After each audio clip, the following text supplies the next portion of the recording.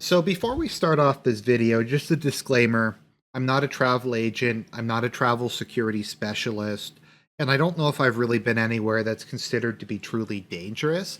I've been to LA, Chicago, and Philadelphia, so you might consider those dangerous places to go, but as with most things in life, your mileage may vary. So I just wanted to talk about my experiences with travel security, travel safety, what I've done in the past, where I felt more safe, where I felt less safe. If I have any tips and tricks that, at least to me personally, I found have helped out. So, firstly, and most obviously, your gender and height matter a lot when it comes to these sorts of things. I know when I was in Europe about a decade ago, the various scammers and illegal immigrants and people who were trying to hustle you, generally speaking, did not bother me. If there was women either alone or in twos, they would go up and try to intimidate them and try to get them to give them money. But generally speaking, they were not nearly as eager to go after men, and particular men who were rather tall. One of the advantages of being 6'1", and I am overweight, but I'm still a big guy, is I would imagine a lot of people who are looking to mug someone or start shit will look for someone who's a better target. Like, would you rather go after the 6'1", 230-pound guy, or the like 110, 5'4" woman, or however much they weigh? And I think overwhelmingly people would much rather go after the woman. So your standards for how safe or unsafe you are do matter quite a bit based on your gender, your size, and whether you're in a group or not. So you should probably adjust your standards accordingly. If you're like a bigger male, you probably can get into some situations or some areas that you really shouldn't be in if you're a petite woman. And I think that applies pretty much anywhere in the world, even if you're in a relatively safe area, even if wherever you live, if there's any crime, those are probably going to be the sort of people they're going after, unless it's some sort of gang hit. So that's number one. Now, with regards to safety in general, depending on where you go, unfortunately, as with most things in life, it kind of depends. It depends upon the particular country, the particular place, the demographics of the area, the political situation in the area, and even within one city, there can be immense differences from place to place. Like, I know in Toronto in particular, you will often go from really rundown, like ghettos or housing projects, to very wealthy areas.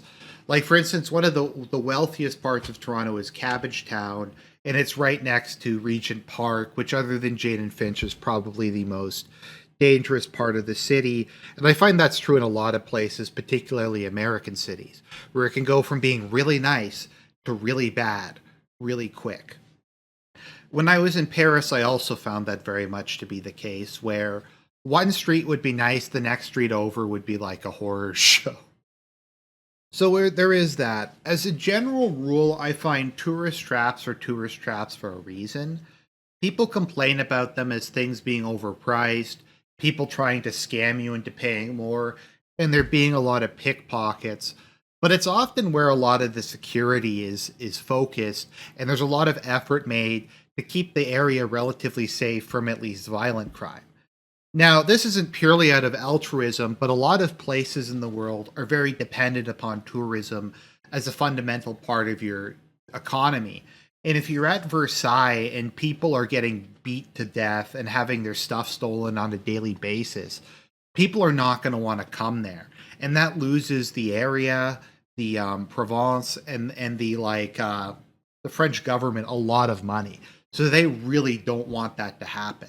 So even in a lot of American cities, I'll find in the downtown core where there's like the main thoroughfare where the museums are, that sort of thing, they will have a lot of security concentrated there because they really don't want to kill the goose that laid the golden egg. Also, that's often where the super rich live and they don't want sketch in their area anyways. I know in particular with American cities, that is very much the case. Like, I've been to Chicago a number of times, And I've personally never really felt unsafe when I'm there, but I tend to stick around the Magnificent Mile in the area immediately around it, like where the zoo is, where the art museum, the aquarium, that kind of thing is. And for me personally, most of the stuff that I go to a city to see, the museums, the architecture, the stores, if there's any kind of music or city specific entertainment, you can generally get a lot of that stuff right downtown. Now, a lot of people want to maybe get lost in the city a bit more, see how kind of the average person lives, try to get a better deal on food or groceries or something. I know when I was in Spain, if you go like two streets over from the tourist trap to a grocery store where normal Spanish people eat, it's much, much cheaper. I mean, I mostly just bought like chips, apples, oranges, stuff like that there, but it was like a fraction of the price. It was actually significantly cheaper than it was in North America. It's too bad I don't drink because alcohol is very inexpensive in Europe. And there are a lot of places that are like that. I know when I was in Salisbury, that whole city just seemed really nice. I kind of feel like I could go just about anywhere there and I wouldn't feel unsafe. When I was in York, I had to walk a little bit outside of the city center to get to my bed and breakfast. Once again, that seemed like a very nice area. I didn't feel unsafe there. I didn't feel unsafe in Dover, even if I got lost a bit of it and I was kind of walking all over the place. Those are kind of the areas, stuff like that, particularly more rural areas that are less diverse, areas that are less kind of culturally screwed. I find you really don't have to worry nearly as much there as in a big city. And like I said, even within a big city, if you stick within kind of the touristy areas where the attractions are, I think generally speaking, you're fairly safe. Once again, that's not a invitation to act like a moron or something like that, or not pay attention or look weak or whatever. But there is a big difference in somewhere like London or Chicago from like the urban core to the slightly out of the urban core where all the sketch is. And I mean, as with anything in life, an ounce of prudence is really nice.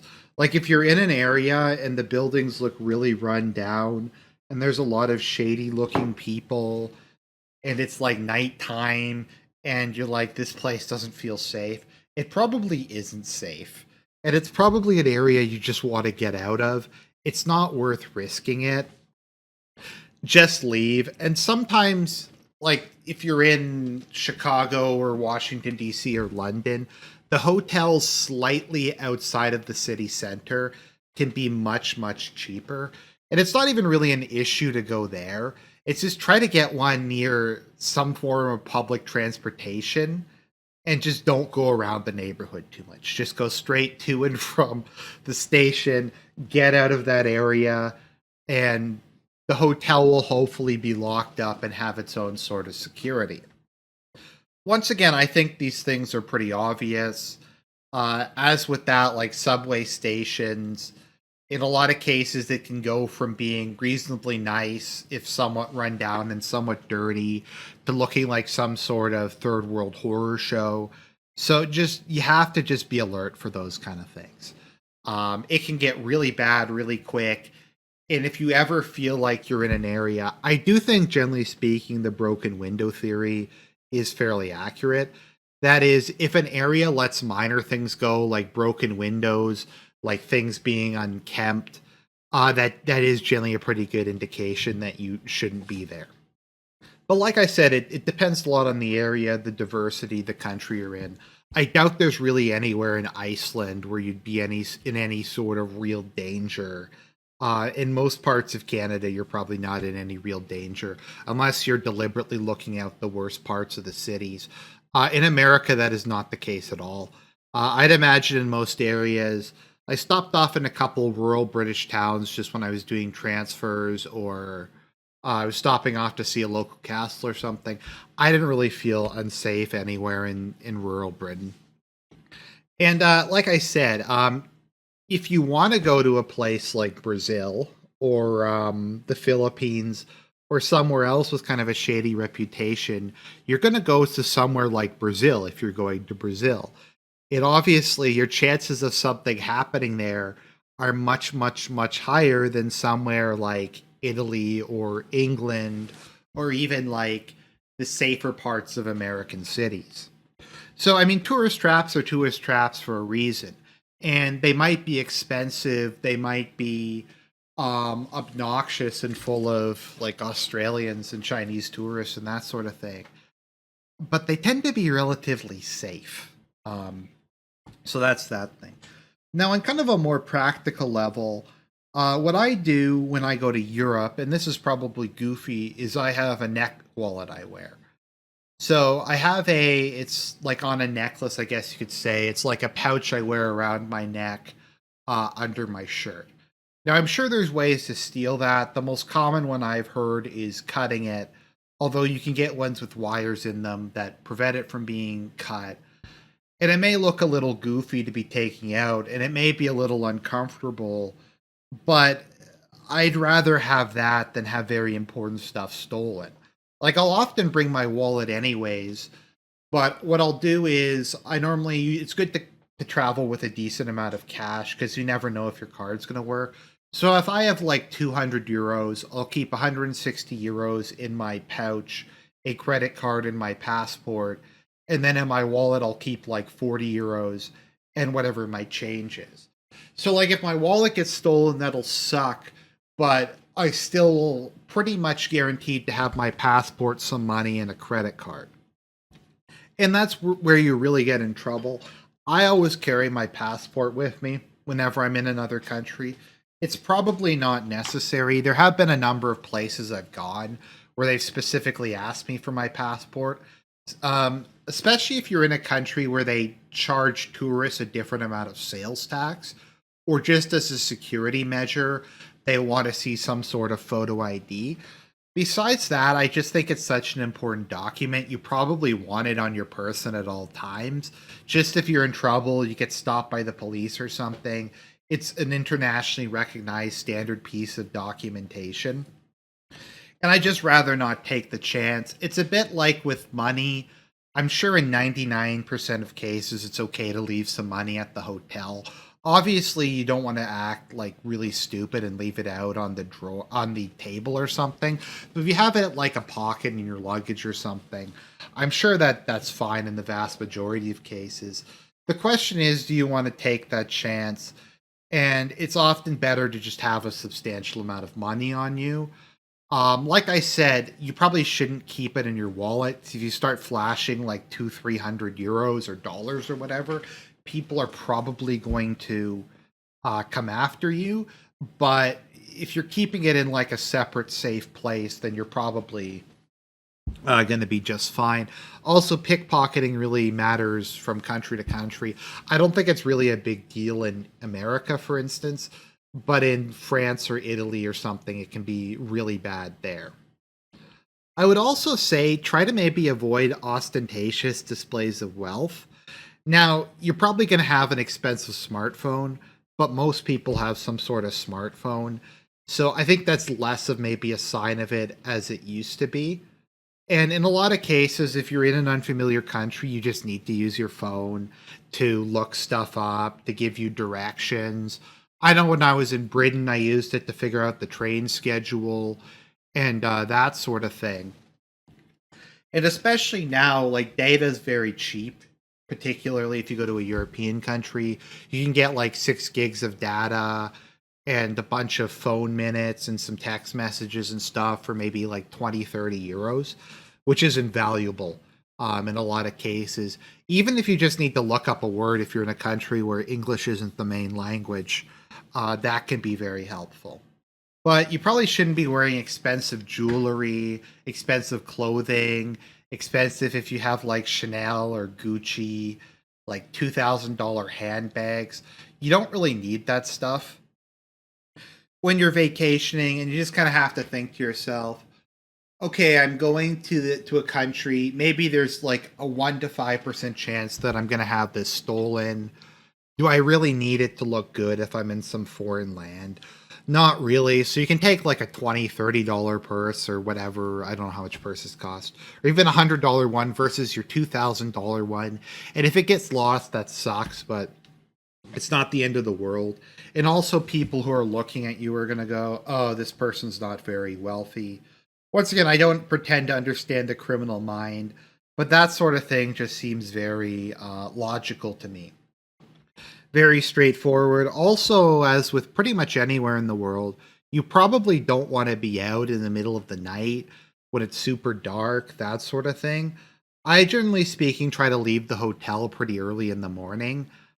Basically, as soon as breakfast is available, I'll go stuff my face with breakfast and then go out to do what I want to do for the day and try to get back at like 8 or 9 and just watch TV or do something on my phone for a while.